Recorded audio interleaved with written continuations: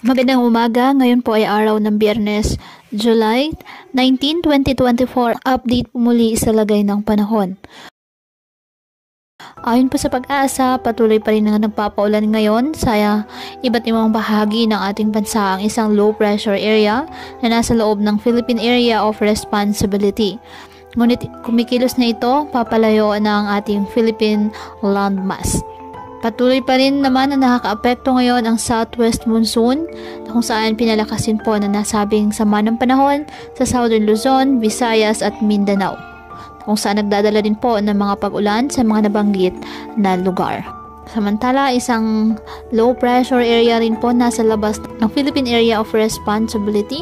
May posibilidad ito na lumakas bilang isang bagyo at papalakasin ito ang habagat o southwest monsoon na siya naman magdadala muli ng malawakang pag-ulan, lalo na po sa kanlurang bahagi ng Luzon at Visayas.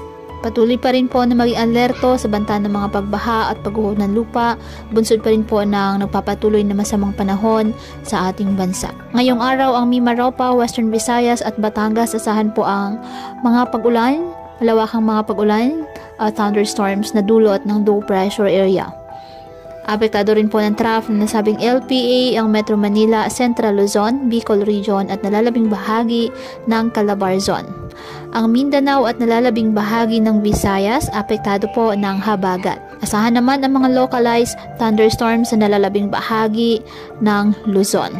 Kaya patuloy pa rin natin na pinag-iingat ang ating mga kababayan sa banta po ng mga posibilidad ng pagbaha at pagguho ng lupa, lalo na kapag may malalakas na ulan.